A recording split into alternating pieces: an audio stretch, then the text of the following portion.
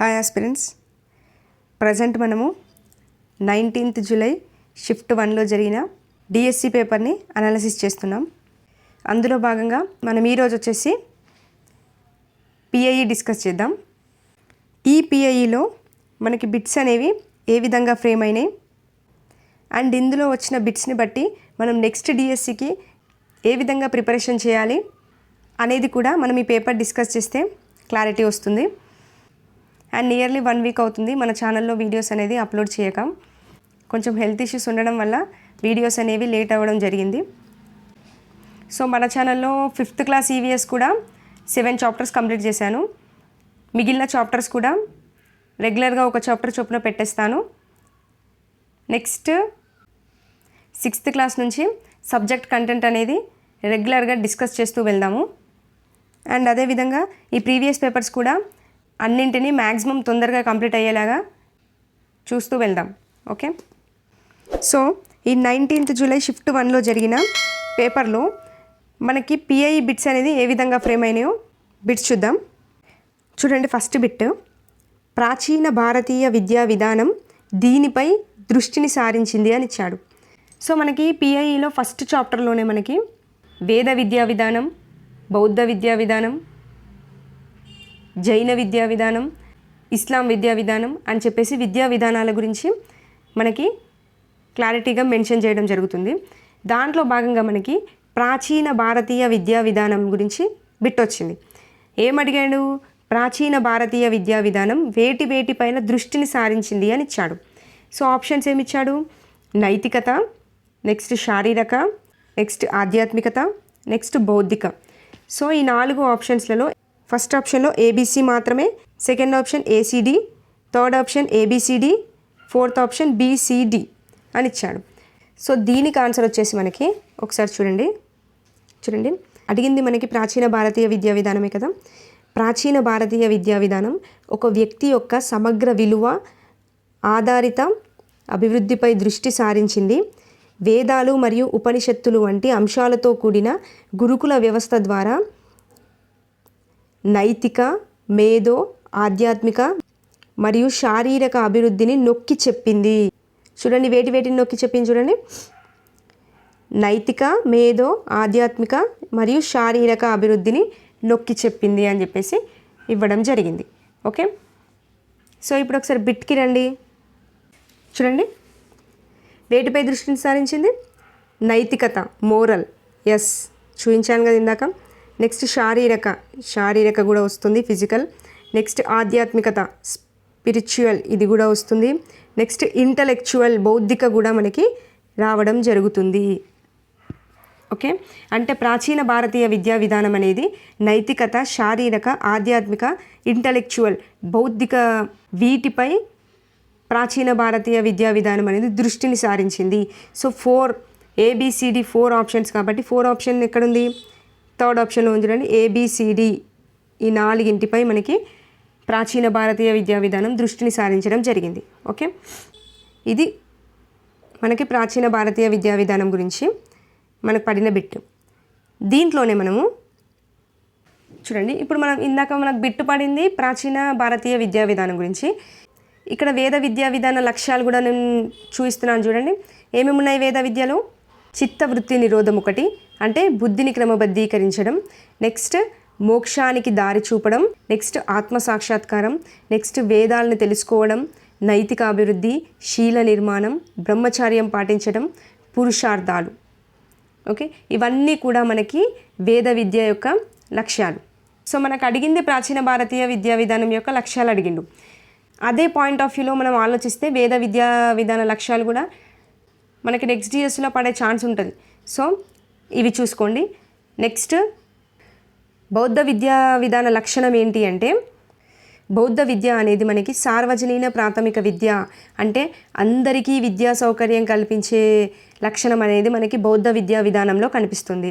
అంతేకాకుండా ఇదిగోండి, దుఃఖాన్ని నివారించడం, జీవిక మార్గానికి సిద్ధం చేయడం, నైతిక అభివృద్ధికి పాటుపడడం, అహింస, సత్యసుందరమైన జీవనం, నిరాడంబర జీవితం, ఇవనేవి మనకి బౌద్ధ విద్యా లక్ష్యాల కిందికి వస్తాయి. ఓకే, నెక్స్ట్ జైన విద్య చూద్దాం. జైన విద్యలో మనకి ఏ లక్ష్యాలు కనిపిస్తాయి అంటే, ఒకటి సంవర, నెక్స్ట్ నిర్జర, నెక్స్ట్ సరైన జ్ఞానం పొందడం, తీర్థాంకరుల బోధనలను అధ్యయనం చేయడం, త్రిరత్నాలను సాధించడం, పంచమహావ్రతాలను సాధించడం, నెక్స్ట్ లోక కళ్యాణం, పరలోక ప్రాప్తి. ఇక్కడ పరలోక ప్రాప్తి అని ఉందా, ఇది మనకి మొన్న జరిగిన డిఎస్సిలో పడిన బిట్. సో ఇక్కడ నేను చూపించినవన్నీ కూడా జైన విద్య యొక్క లక్ష్యాలు. ఓకే, నెక్స్ట్ ముస్లిం విద్యా విధానం చూసినట్లయితే ఆ ముస్లిం విద్యా విధానంలో ఉన్న లక్ష్యాలు ఏంటి అంటే జ్ఞాన వ్యాప్తి, ముస్లిం మతాన్ని వ్యాపింపచేయడం, వ్యక్తిశీలాన్ని పెంపొందించడం, నెక్స్ట్ ముస్లిం న్యాయ సూత్రాలను తయారు చేయడం, ముస్లిం రాజ్యాన్ని పటిష్టపరచడం, పరలోక ప్రాప్తిని సిద్ధింపచేయడం, నైతిక విలువల వ్యాప్తి, జీవనోపాధి. ఇవనేవి ముస్లిం విద్యా విధానం యొక్క లక్ష్యాలు. అంటే ఇప్పుడు నేను చెప్పినవి వేద విద్యా విధాన లక్ష్యాలు చెప్పాను. నెక్స్ట్ బౌద్ధ విద్య, జైన విద్య, ముస్లిం విద్య, ఇవన్నీ కూడా ఒక బాక్స్ వేసుకొని అందులో డెఫినెట్గా నోట్ చేసి పెట్టుకోండి. ఈ విద్యా విధానాలలో ఉన్న లక్ష్యాల గురించి డెఫినెట్గా డిఎస్సిలో నెంబర్ ఆఫ్ బిట్స్ అనేవి ఫ్రేమ్ అవుతాయి. సో నోట్ చేసి పెట్టుకోండి. Okay, next bit. వార్ధా పథకం ప్రకారం ప్రాథమిక విద్య ఈ వయస్సు వారికి ఉద్దేశించబడింది. వార్ధా పథకం అంటే ఏంది? గాంధీజీ యొక్క బేసిక్ ఎడ్యుకేషన్ గురించి మనకి ఈ బిట్ అనేది ఫ్రేమ్ అయింది. ఏమి ఇచ్చాడు ఆప్షన్స్? 8 నుండి 16 సంవత్సరాలు, 3 నుండి 6 సంవత్సరాలు, 14 నుండి 18 సంవత్సరాలు, నెక్స్ట్ 6 నుండి 14 సంవత్సరాలు. అంటే బేసిక్ ఎడ్యుకేషన్ వార్ధా పథకం ప్రకారం ప్రాథమిక విద్య అనేది ఏ వయస్సు వారికి ఉద్దేశించబడింది అని చెప్పేసి అడగడం జరిగింది. సో దీని గురించి ఇన్ఫర్మేషన్ చూసినట్లయితే ఇది వచ్చేసి మనకి 1937 అక్టోబర్ 22, 23 ఈ తేదీలలో మనకి మహారాష్ట్రలోని వార్ధా పట్టణంలో గాంధీ అధ్యక్షతన అఖిల భారత విద్యా సదస్సు అనేది జరుగుతుంది. సో ఈ సదస్సులో ఏం చేస్తారంటే ప్రాథమిక విద్య, ఉచిత విద్య, పని విద్య, వీటి ఆధారంగా విద్యా ప్రణాళికలను రూపొందించడం కోసం ఒక కమిటీని నియమిస్తారు. ఆ కమిటీని వచ్చేసి మనకి జాకీర్ హుస్సేన్ ఉన్నాడు కదా, ఈ జాకీర్ హుస్సేన్ అధ్యక్షతన ఒక కమిటీని ఏర్పాటు చేయడం జరుగుతుంది. సో ఈ కమిటీ సిఫారసు మేరకే గాంధీ, జాకీర్ హుస్సేన్ వీరిద్దరూ కలిసి మనకి బేసిక్ ఎడ్యుకేషన్ని రూపొందిస్తారు. ఓకే, సో ఈ బేసిక్ ఎడ్యుకేషన్లో మనకి బుల్లెట్ పాయింట్స్గా 7 సూత్రాలని బేసిక్ ఎడ్యుకేషన్లో చెప్తారు. సో ఈ 7 సూత్రాలు అనేవి చాలా ఇంపార్టెంట్. ఈ 7 సూత్రాలు ఏంటి అని చెప్పేసి మనకు 2024 డిఎస్సిలో జరిగిన ఒక షిఫ్ట్లో వీటిపైన బిట్టు పడింది. ఏ విధంగా పడిందంటే ఆ 7 సూత్రాలు గాంధీ బేసిక్ ఎడ్యుకేషన్లో ఉన్న 7 సూత్రాలలో ఈ క్రింది వాటిలో లేని దాన్ని గుర్తించని అని అడిగాడు. సో ఆ 7 సూత్రాలు కూడా చాలా ఇంపార్టెంట్. సో అవేంటో చెప్తాను చూడండి. ఫస్ట్ వన్ వచ్చేసి ఉచిత విద్య. సో ఫస్ట్ వన్ వచ్చేసి మనకి గాంధీ బేసిక్ ఎడ్యుకేషన్లో ఫస్ట్ పాయింట్ ఉచిత విద్య అని చెప్పారు. నెక్స్ట్ వచ్చేసి నిర్బంధ విద్య. ఓకే, నెక్స్ట్ వచ్చేసి థర్డ్ వన్ మాతృభాషలో బోధన. ఓకే, నెక్స్ట్ ఫోర్త్ వన్ వచ్చేసి మనకి పని లేదా వృత్తి విద్య, ఇది మనకి ఫోర్త్ పాయింట్. ఫిఫ్త్ పాయింట్ వచ్చేసి మనకి స్వయం పోషకత్వం. ఓకే, స్వయం పోషకత్వం. నెక్స్ట్ సిక్స్త్ పాయింట్ వచ్చేసి స్త్రీ విద్య. ఓకే, నెక్స్ట్ సెవెంత్ పాయింట్ వచ్చేసి ఇల్లు, సమూహం, నెక్స్ట్ పాఠశాల. ఓకే, ఫస్ట్ పాయింట్ వచ్చేసి మనకి ఉచిత విద్య, సెకండ్ పాయింట్ నిర్బంధ విద్య, థర్డ్ పాయింట్ మాతృభాషలో బోధన, ఫోర్త్ పాయింట్ పని లేదా వృత్తి విద్య, ఫిఫ్త్ పాయింట్ స్వయం పోషకత్వం, సిక్స్త్ పాయింట్ స్త్రీ విద్య, సెవెంత్ పాయింట్ ఇల్లు, సమూహం, పాఠశాల. ఓకే, ఈ 7 పాయింట్లు అనేవి మనకి గాంధీ బేసిక్ ఎడ్యుకేషన్లో ఉన్న మోస్ట్ ఇంపార్టెంట్ పాయింట్స్. సో ఇవి డెఫినెట్గా గుర్తుపెట్టుకోవాలి. ఇందులో నుంచి ప్రీవియస్గా కూడా బిట్ ఫ్రేమ్ అయింది కాబట్టి డెఫినెట్గా గుర్తుపెట్టుకోవాలి. అయితే మనకి ఇక్కడ ఏమడిగాడు? వార్ధా పథకం ప్రకారం ప్రాథమిక విద్యా వయస్సు ఎంత అని అడిగాడు కదా. సెకండ్ పాయింట్ చూడండి, నిర్బంధ విద్య అని ఉంది కదా. ఇక్కడ ఏం చెప్పాడు అంటే ఈ పథకం ప్రకారం నిర్బంధ ప్రాథమిక విద్య యొక్క వయస్సు వచ్చేసి మనకి 6 నుండి 14 సంవత్సరాలు ఉండాలి అని చెప్పేసి చెప్పడం జరిగింది. సో ఈ వార్ధా పథకం ప్రకారం మనకి నిర్బంధ ప్రాథమిక విద్య యొక్క వయసు 6 నుండి 14 సంవత్సరాలు. ఆప్షన్ చూడండి. ఫస్ట్ ఆప్షన్ 8 to 16 కాదు, సెకండ్ ఆప్షన్ 3 to 6 కాదు, థర్డ్ ఆప్షన్ 14 to 18 కాదు, ఫిఫ్త్ ఆప్షన్ 6 to 14 years. ఇది మనకి ఆన్సర్ అవుతుంది. ఓకే, ఇది మనకి 1937లో వచ్చిన గాంధీ బేసిక్ ఎడ్యుకేషన్లో ఉన్న ఇంపార్టెంట్ పాయింట్స్. అండ్ ఆ పథకం ప్రకారం ప్రాథమిక విద్య యొక్క వయసు ఎంత అంటే 6 నుండి 14 సంవత్సరాలు. క్లియరా?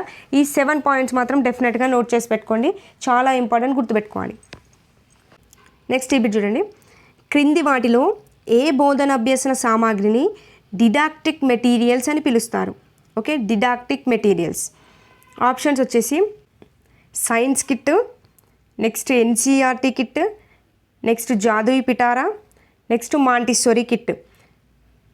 సో ఈ డిడాక్టిక్ మెటీరియల్స్ అంటే ఏంటి అంటే ఇందులో ఉండే అభ్యసన సామాగ్రి అంతా కూడా పిల్లవాడి యొక్క వినికిడి కావచ్చు, చూపు కావచ్చు, అంటే ఓవరాల్గా జ్ఞానేంద్రియాలకు సంబంధించిన మెటీరియల్స్ అనేవి దీంట్లో మనకి ఎక్కువగా కనిపిస్తాయి అన్నట్టు. అంటే ఇప్పుడు ఆల్ఫాబెట్ మెటీరియల్ ఉందనుకో, ఆ ఆల్ఫాబెట్స్ అనేవి మూవింగ్ ఆల్ఫాబెట్ లాగా ఉండడం కావచ్చు, అండ్ శాండ్ పేపర్స్ ఎక్కువగా యూజ్ చేయడం కావచ్చు. జామెట్రీ షేప్స్ ఉంటాయి, ఆ షేప్స్ అనేవి ట్రయాంగిల్ షేప్స్ కావచ్చు, రెక్టాంగిల్ షేప్స్ కావచ్చు, అవనేవి కొద్దిగా మూవింగ్ అయ్యేట్టుగా ఉండేట్టుగా కావచ్చు, ఇలా ఉంటాయి అన్నట్టు. సో ఈ మెటీరియల్స్ యూజ్ చేయడం ద్వారా పిల్లవాడు ఆ మెటీరియల్స్ యూజ్ చేశాక వాడే సెల్ఫ్ కరెక్షన్ అనేది చేసుకోవడం కూడా జరుగుతుంది. సో అంటే ఇక్కడ ఉన్న మెటీరియల్స్ అన్నీ కూడా జట్టు కృత్యాల కంటే కూడా వైయక్తిక కృత్యాలకే ఎక్కువగా ప్రాధాన్యతనిచ్చే విధంగా ఉంటాయన్నట్టు. ఓకే, ఇక్కడ ఇప్పుడు ఏ అభ్యసన సామాగ్రిని డిడాక్టిక్ మెటీరియల్స్ అని కూడా పిలుస్తారు అంటే మాంటిస్సోరీ కిట్లని డిడాక్టిక్ మెటీరియల్స్ అని కూడా పిలుస్తారు. ఓకే, అంటే మాంటిస్సోరీ గురించి తెలిసినట్లయితే మనం ఈజీగా ఆన్సర్ కూడా పెట్టవచ్చు. మాంటిస్సోరీ గురించి ఏంటి మనకి? ఈ మేరియా మాంటిస్సోరీ మతిస్థిమితం లేని రోగులకు వైద్యం చేసే డాక్టర్. మీ అందరికీ తెలిసిన విషయాలు ఇవన్నీ. మనకి మాంటిస్సోరీ విధానంలో పరిసరానికే ఎక్కువగా ప్రాధాన్యతనివ్వడం కనిపిస్తుంది. అండ్ మాంటిస్సోరీ విద్యా విధానంలో చలననాడులకు శిక్షణను ఎక్కువగా ఇస్తారు, జ్ఞానేంద్రియాలకు శిక్షణ ఇస్తారు, అంతేకాకుండా గణిత జ్ఞానాన్ని ఎక్కువగా నేర్పించడం జరుగుతుంది. అండ్ పిల్లలు నివసించే పరిసరానికే ఇందులో ఎక్కువగా ప్రాధాన్యత ఉంటుంది. ఇంకోటి ఏంటి, జట్టు కృత్యాల కంటే కూడా ఇక్కడ వైయక్తిక కృత్యాలకే ఎక్కువగా ప్రాధాన్యతనిచ్చే పద్ధతి కూడా మనకి మాంటిస్సోరీ పద్ధతి. ఓకే, సో ఈ మాంటిస్సోరీ కిట్లనే డిడాక్టిక్ మెటీరియల్స్ అని కూడా పిలుస్తారు. ఓకే, ఇప్పుడు ఆన్సర్ వచ్చేసి మాంటిస్సోరీ కిట్లు. క్లియర్? నెక్స్ట్ ఈ బిట్ చూడండి. పనికి వచ్చేదే సత్యం అనేది ఎవరి యొక్క అభిప్రాయం అని అడిగాడు. ఆప్షన్స్ ఏమిచ్చాడు? వ్యవహారిక సత్తావాదులు, నెక్స్ట్ ఆదర్శవాదులు, నెక్స్ట్ ప్రాకృతికవాదులు, నెక్స్ట్ వాస్తవికవాదులు. ఓకే, సో ఇక్కడ పనికి వచ్చేదే సత్యం అనేది వ్యవహారిక సత్తావాదుల యొక్క అభిప్రాయం అని చెప్పొచ్చు. ఓకే, ఆన్సర్ వచ్చేసి వ్యవహారిక సత్తావాదులు. ఆదర్శవాదులు కాదు, ప్రాకృతికవాదులు కాదు, వాస్తవికవాదులు కాదు, వ్యవహారిక సత్తావాదులు అనేది మనకి ఆన్సర్. ఓకే, నెక్స్ట్ ఈ బిట్ చూడండి. ఎన్పిఎస్టి ఫ్రేమ్వర్క్ గురించి వచ్చింది. ఎన్పిఎస్టి ఫ్రేమ్వర్క్ ప్రామాణికం 1 ప్రకారం కెరీర్ మితి అనేది అని ఇచ్చాడు. సో 2024 డిఎస్సి రాసిన వాళ్ళకి తెలుస్తుంది ఏంటి అంటే కొన్ని బిట్స్ అయితే పిఐఈలో అసలు బిట్ అనేది ఎక్కడి నుంచి ఫ్రేమ్ అయిందో కూడా అర్థం కానటువంటి బిట్స్ కనబడ్డాయి. అది ఎగ్జామ్ రాసిన వాళ్ళకి చాలా బాగా తెలిసి ఉంటుంది. అసలు పిఐఈకి ఏ పబ్లికేషన్ ప్రిపేర్ అవ్వాలో కూడా తెలియనటువంటి సిచ్యువేషన్ కొన్ని బిట్స్ చూస్తుంటుంటాయి. చూడండి, అసలు ఈ బిట్ వచ్చేసి మనకి ఎందులో నుండి ఫ్రేమ్ అయిందో కూడా తెలియదు అన్నట్టుగా అనిపిస్తుంది ఇలాంటి బిట్స్ చూస్తుంటుంటే. సో అసలు పిఐఈలో అయితే నెంబర్ ఆఫ్ బిట్స్ అసలు ఏ బుక్లో నుంచి ఫ్రేమ్ అయ్యాయో కూడా చాలామందికి తెలియదు. గూగుల్లో సెర్చ్ చేస్తే తప్ప మనకి ఆన్సర్ రానటువంటి సిచ్యువేషన్లో పడినాయి పిఐఈలో బిట్స్. సో బుక్స్ ఫ్రేమ్ చేసిన వారు కూడా 2024 డిఎస్సి పిఐఈ పేపర్స్ చూశాక వాళ్ళు రాసిన బుక్ని వాళ్ళే ఇంకా మోడిఫై చేసి మళ్ళీ బుక్స్ ప్రింట్ చేస్తాం అని చెప్పారు. అంటే ఆ లెవెల్లో వచ్చింది పిఐఈ పేపర్. అందులో భాగంగా ఈ బిట్ చూస్తే అసలు ఎన్పిఎస్టి గురించి ఎన్పిఈ 2020 ఉంది కదా, ఆ ఎన్పిఈ 2020లో ఒక చిన్న లైన్ మెన్షన్ చేశాడు. మనకి ప్రింట్ అయిన బుక్స్లో ఈ ఎన్పిఎస్టీ గురించి జస్ట్ చిన్న లైన్ అనేదే మెన్షన్ చేసి ఇచ్చారు మనకి ప్రింట్ అయిన బుక్స్లో. ఏమని ఇచ్చారు? ఈ ఎన్పిఎస్టీ అనేది మనకి ఉపాధ్యాయులకు సంబంధించింది. ఈ ఎన్పిఎస్టీని ఎన్సిటిఈ అనేది రూపొందిస్తుంది. అసలు ఎన్పిఎస్టీ అంటే ఏంటి అంటే national professional standards for teachers. Okay, ఇది ఎన్పిఎస్టీ యొక్క ఫుల్ ఫామ్. సో ఈ ఎన్పిఎస్టీ జాతీయ ఉపాధ్యాయ వృత్తి ప్రమాణాలు అనేవి ఎన్సిటిఈ రూపొందిస్తుంది. సో ఈ వృత్తిపరమైన ప్రమాణాలు వచ్చేసి తిరిగి 2030లోను ఆ తర్వాత ప్రతి 10 సంవత్సరాలకు సమీక్షించబడి సవరించబడతాయి అని చెప్పేసి మనకి ఒక చిన్న లైన్ మెన్షన్ చేశారు. ఎన్ఈపి 2020లో ఈ ఎన్పిఎస్టీ గురించి ఇంతే లైన్ మెన్షన్ చేయడం జరిగింది. కానీ ఈ ఎన్పిఎస్టీ గురించే మనకి ఇక్కడ బిట్ అనేది ఫ్రేమ్ అయింది. ఓకే, దీని గురించి కంప్లీట్ ఇన్ఫర్మేషన్ అనేది మనకి గూగుల్లో మాత్రమే దొరుకుతుంది. అంటే ఇప్పుడు మనకి ప్రజెంట్ అవైలబుల్గా ఉన్న పబ్లికేషన్స్ ఉన్నాయి కదా, ఈ పిఐఈ పబ్లికేషన్స్, దాంట్లో ఏ పబ్లికేషన్లో కూడా మనకి ఎన్పిఎస్టీ గురించి కంప్లీట్ ఇన్ఫర్మేషన్ అనేది ఇవ్వలేరు. జస్ట్ చిన్న చిన్న లైన్స్ మాత్రం మెన్షన్ చేశారు. సో కానీ ఇక్కడ బిట్ ఏమని ఫ్రేమ్ అయింది చూడండి. ఎన్పిఎస్టీ ఫ్రేమ్వర్క్ ప్రామాణికం 1 ప్రకారం కెరీర్ మితి అని అడిగాడు. దాంట్లో మనకు ఆప్షన్స్, ఫస్ట్ ఆప్షన్ జ్ఞానము అభ్యసనము, సెకండ్ ఆప్షన్ ప్రధాన విలువలు నీతి, థర్డ్ ఆప్షన్ వృత్తిపరమైన పెరుగుదల మరియు అభివృద్ధి, fourth option inter disciplinary career. Okay, so ఈ ఎన్పిఎస్టీలో మనకి జాతీయ ఉపాధ్యాయ వృత్తి ప్రమాణాలు వచ్చేసి 3 వృత్తి ప్రమాణాలు అనేవి ఉంటాయి. సో ఆ 3 వృత్తి ప్రమాణాలు ఏంటి, ఆ 3 వృత్తి ప్రమాణాల కింద ఉన్న మిగతా పాయింట్స్ ఏంటి కూడా మనం చూసుకోవాలి. అలా చూసుకున్నప్పుడే మనం ఈ బిట్ అనేది చేయగలుగుతాం. ఓకే, సో ఇప్పుడు దీని గురించి ఇన్ఫర్మేషన్ చూసినట్లయితే చూడండి. ఎన్పిఎస్టీ national professional standards for teachers, ఈ ఫ్రేమ్వర్క్ అనేది బిల్ట్ అపాన్ 3 కోర్ స్టాండర్డ్స్. అంటే ఈ ఫ్రేమ్వర్క్ వచ్చేసి 3 ప్రమాణాల పైన బిల్ట్ అయి ఉంది అని చెప్పాడు. ఈ 3 ప్రమాణాలు ఏంటి చూడండి, ఇచ్చాడు చూడండి. First one core values and ethics, second one professional knowledge and practice, third one professional growth and development. అంటే ఫస్ట్ వన్ ఏంటి, వాల్యూ అండ్ ఎథిక్స్ అంటే ప్రధాన విలువలు నీతి అని. ఓకే, సెకండ్ ఏంటి, నాలెడ్జ్ అండ్ ప్రాక్టీస్ అంటే జ్ఞానము అభ్యాసము, ఏంటిది second one. Okay, third one వచ్చేసి ప్రొఫెషనల్ గ్రోత్ అండ్ డెవలప్మెంట్ అంటే వృత్తిపరమైన అభివృద్ధి. ఓకే, ఈ 3 క్లియర్. ఫస్ట్ వన్ ప్రధాన విలువలు నీతి, సెకండ్ వన్ జ్ఞానము అభ్యాసము, థర్డ్ వన్ వృత్తిపరమైన అభివృద్ధి. ఓకే, ఈ 3 కింద మనకి ఇంకా ఏమేం పాయింట్స్ వస్తాయి అనేది కూడా చూసుకోవాలి. చూడండి, ఫస్ట్ ఏంటి మనకి ఇప్పుడు వాల్యూస్ అండ్ ఎథిక్స్ కదా, అంటే ప్రధాన విలువలు నీతి. దాని కింద ఏమేమి వస్తాయి చూడండి, కోర్ వాల్యూస్ అండ్ ఎథిక్స్. దీని కింద వచ్చేసి మనకి ఇంటర్గ్రిటీ అండ్ ఇన్క్లూజివిటీ అంటే సమగ్రత అనేది ఒకటి వస్తుంది మనకి. నెక్స్ట్ ఏమిచ్చాడు, కమిట్మెంట్ టు కాన్స్టిట్యూషనల్ వాల్యూస్ అంటే నిబద్ధత మరియు రాజ్యాంగ విలువలు, ఇదొకటి వస్తుంది. నెక్స్ట్ వచ్చేసి ఎథికల్ రిలేషన్షిప్స్ అంటే నైతిక సంబంధాలు, ఈ నైతిక సంబంధాలు అనేది ఒకటి వస్తుంది. అంటే ఇప్పుడు కోర్ వాల్యూస్ కింద అండ్ ఎథిక్స్ కింద మనకి ఏమేమి వస్తాయి, సమగ్రత ఒకటి, next commitment to constitutional values అంటే రాజ్యాంగ విలువలు ఒకటి, నెక్స్ట్ ఎథికల్ రిలేషన్షిప్స్ అంటే నైతిక సంబంధాలు ఒకటి. ఈ 3 కూడా మనకి కోర్ వాల్యూస్ అండ్ ఎథిక్స్ కింద మనకి రావడం జరుగుతుంది. ఓకే, గుర్తుపెట్టుకోండి.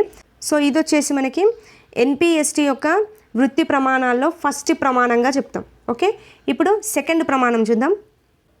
చూడండి, సెకండ్ ప్రమాణం ఏంటి మనకి, professional knowledge and practice.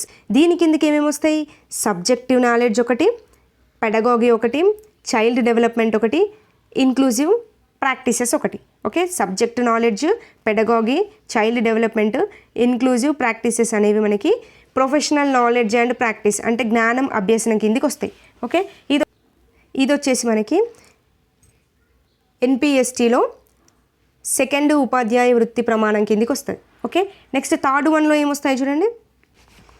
Third one వచ్చేసి ప్రొఫెషనల్ గ్రోత్ అండ్ డెవలప్మెంట్, అంటే వృత్తిపరమైన అభివృద్ధి. దాంట్లో మనకి reflexive practice, okay, reflexive practice ఒకటి, కంటిన్యూయస్ లెర్నింగ్ ఒకటి, అంటే నిరంతరంగా నేర్చుకోవడం, కొలాబరేషన్ ఒకటి, కొలాబరేషన్ అంటే ఏంటి, జట్టు కృత్యం లాగా. నెక్స్ట్ లీడర్షిప్ ఒకటి, రిఫ్లెక్టివ్ ప్రాక్టీస్ ఒకటి, కంటిన్యూయస్ లెర్నింగ్ ఒకటి, కొలాబరేషన్ ఒకటి, లీడర్షిప్ ఒకటి. సో ఇవన్నీ మనకి ఎన్పిఎస్టీ ఉపాధ్యాయ వృత్తి ప్రమాణాల్లో 3వ ప్రమాణం కిందికి వస్తాయి. ఓకే, బట్ మనకు అడిగింది ఏంటి, ఫస్ట్ ప్రమాణం గురించి అడిగాడు. అవునా, క్వశ్చన్ చూడండి ఒకసారి. మనకు అడిగింది ఏంటి, ఫస్ట్ ప్రమాణం గురించి అడిగాడు. అవునా, ఫస్ట్ ప్రమాణంలో మనకి ఏమేమి వస్తాయి. ఫస్ట్ ప్రమాణంలో అభ్యసనం జ్ఞానం అనేది ఇది సెకండ్ దాని కిందికి వస్తుంది, ఫస్ట్ది అయితే కాదు. ఓకే, సో ఆన్సర్ ఇది కాదు. సెకండ్ ఆప్షన్ చూడండి, ప్రధాన విలువలు నీతి, కోర్ వాల్యూస్ అండ్ ఎథిక్స్, ఇది ఫస్ట్ ప్రమాణం. అవునా, సో మనకి ఫస్ట్ ప్రమాణమే అడిగింది కదా, సో ఆన్సర్ అనేది ఇది అవుతుంది. నెక్స్ట్ ఏంటి, ప్రొఫెషనల్ గ్రోత్ అండ్ డెవలప్మెంట్, వృత్తిపరమైన పెరుగుదల మరియు అభివృద్ధి అనేది మనకి థర్డ్ దాని కిందికి వస్తుంది. అవునా, థర్డ్ హెడ్డింగే మనకి మెయిన్ హెడ్డింగే ఇది. అవునా, సో ఆన్సర్ అనేది థర్డ్ దాని కిందికి వస్తుంది కాబట్టి ఇది కాదు. ఫోర్త్ ఇంటర్ డిసిప్లినరీ కెరీర్, ఇది మనకు కాదు. ఓకే, సో ఫస్ట్ కాబట్టి మనకు ఆన్సర్ వచ్చేసి ప్రధాన విలువలు నీతి అనేది మనకి ఫస్ట్. సెకండ్ జ్ఞానము అభ్యాసము, థర్డ్ అయితే వృత్తిపరమైన పెరుగుదల మరియు అభివృద్ధి. సో ఈ 3 ఉపాధ్యాయ వృత్తి ప్రమాణాలపైనే మనకి ఎన్పిఎస్టీ ఫ్రేమ్వర్క్ అనేది బిల్ట్ కావడం జరిగింది. ఓకే, సో చూడండి, ఇప్పుడు ఈ బిట్ను బేస్ చేసుకొని చూస్తే మనకి పిఐఈలో ఇలాంటివి, అంటే ఇప్పుడు ఎన్పిఎస్టీ లాంటివి, ఎన్పిఎస్టీ కావచ్చు, ఎన్సిటిఈ ఉంది, ఎన్సిటిఈ గురించి కూడా మనం కంప్లీట్ ఇన్ఫర్మేషన్ చూసుకుంటాం, అది కావచ్చు, ఎన్సిఆర్టీ గురించి కావచ్చు, ఆర్సిఐ గురించి కావచ్చు, ఇలా ఏవి మెన్షన్ చేస్తే వాటి గురించి మనం ఒక పబ్లికేషన్ పైన డిపెండ్ అయినప్పుడు ఆ పబ్లికేషన్లో లేకపోతే డెఫినెట్గా గూగుల్లో అయినా సెర్చ్ చేసి దాని గురించి కంప్లీట్ ఇన్ఫర్మేషన్ డెఫినెట్గా నేర్చుకోవాలండి. ఎందుకంటే బిట్ అనేది ఎవరి ఊహకు అందనట్టుగా మనకి పిఐఈలో ఫ్రేమ్ కావడం జరుగుతుంది. అది డిఎస్సి రాసిన వాళ్ళకి, ప్రీవియస్ పేపర్ చూసిన వాళ్ళకి డెఫినెట్గా అర్థమైపోతుంది నేను చెప్పింది కరెక్టో తప్పు. ఓకే, ఇలాంటి bits number of bits frame అయినాయి గూగుల్లో సెర్చ్ చేసుకుంటే తప్ప మనకు ఆన్సర్ రాని బిట్స్. బేసిక్గా మనం అకాడమీ బుక్స్ అనేవి ఫాలో కాం పిఐఈకి, ఎందుకు అంటే అవి నెంబర్ ఆఫ్ బుక్స్ ఉంటాయి. సో ఏ బుక్ చదవాలో మనకు క్లారిటీ ఉండదు కాబట్టి సబ్జెక్ట్ ఎక్స్పర్ట్స్ ఉంటారు, వాళ్ళు రాసిన బుక్స్నే మనం వాళ్ళని నమ్మి ఫాలో అవుతాం. సో వాళ్ళకు కూడా అందనటువంటి బిట్స్ ఎగ్జామినర్ ఫ్రేమ్ చేశాడు. ఇప్పుడు వచ్చే నెక్స్ట్ డిఎస్సికి కూడా మనకు మార్కెట్లోకి వచ్చిన పిఐఈ బుక్స్లో ప్రతి బుక్ కూడా మళ్ళీ ఈ ప్రీవియస్ పేపర్ని అనాలిసిస్ చేసిన తర్వాత సార్ వాళ్ళు ఏం చేస్తున్నారంటే మళ్ళీ మోడిఫై చేసి మనకి వేరే బుక్స్ని రిలీజ్ చేస్తామని చెప్తున్నారు. సో పిఐఈలో ఏదైనా డౌట్గా అనిపిస్తే మాత్రం డెఫినెట్గా గూగుల్లో మాత్రం చూసుకోండి. Okay, next bit. ఈ బిట్ చూడండి, వ్యక్తుల ఎంపికల ద్వారా వారి శ్రేయస్సును మెరుగుపరిచే ప్రక్రియ ఏది అని అడిగాడు. ఆప్షన్స్ ఏమిచ్చాడు, వ్యక్తిగత అభివృద్ధి, నెక్స్ట్ మానవ అభివృద్ధి, నెక్స్ట్ మానసిక అభివృద్ధి, నెక్స్ట్ సామాజిక అభివృద్ధి. సో మనం ఈ బిట్టును చూస్తే మనం 2 ఆప్షన్స్ ఎలిమినేట్ చేయొచ్చు. ఏంటి, వ్యక్తుల ఎంపికల ద్వారా అని అడిగాడు కాబట్టి మానసిక అభివృద్ధి అయితే ఎలిమినేట్ చేసుకోవచ్చు, సామాజిక అభివృద్ధిని ఎలిమినేట్ చేసుకోవచ్చు. మనం కన్ఫ్యూజ్ అయ్యేది వ్యక్తిగత అభివృద్ధి లేదంటే మానవ అభివృద్ధి. ఈ రెండింటిలో ఆప్షన్ చూస్ చేసుకోవడం కొద్దిగా కన్ఫ్యూజ్ అవుతాం. సో దీంట్లో వచ్చేసి మనకు ఆన్సర్ ఏదవుతుంది అంటే వ్యక్తుల ఎంపికల ద్వారా వారి శ్రేయస్సును మెరుగుపరిచే ప్రక్రియ అని అంటే ఆన్సర్ వచ్చేసి మనకి మానవ అభివృద్ధి అనేది ఆన్సర్ అవుతుంది. ఓకే, ఇవ్వండి. సో ఈరోజు పిఐఈలో ఒక 6 బిట్స్ చూసాం, రేపు ఒక 6 బిట్స్ చూద్దాం. ఎందుకు అంటే కంప్లీట్ ఇన్ఫర్మేషన్ అనేది తెలుసుకుంటూ వెళ్తున్నాం ప్రతి బిట్కి, కాబట్టి కొంచెం వీడియో అనేది లెంత్గా అవుతుంది. సో రేపటి వీడియోలో ఇంకో 6 బిట్స్ చూద్దాం. నెక్స్ట్ వీడియోలో ఇంకో 6 బిట్స్ చూస్తే మనకి 19th జూలై షిఫ్ట్ 1లో జరిగిన పిఐఈ అనేది కంప్లీట్ అయిపోతుంది. ఓకే, వీడియో యూస్ఫుల్గా అనిపిస్తే మాత్రం డెఫినెట్గా ఒక లైక్ చేయండి. మీకు ఏమైనా అనదర్గా ఇన్ఫర్మేషన్ తెలిస్తే డెఫినెట్గా ఇన్ఫర్మేషన్ని కామెంట్ సెక్షన్లో పిన్ చేయండి. ఓకే, థ్యాంక్ యూ అండి. Thank you for watching.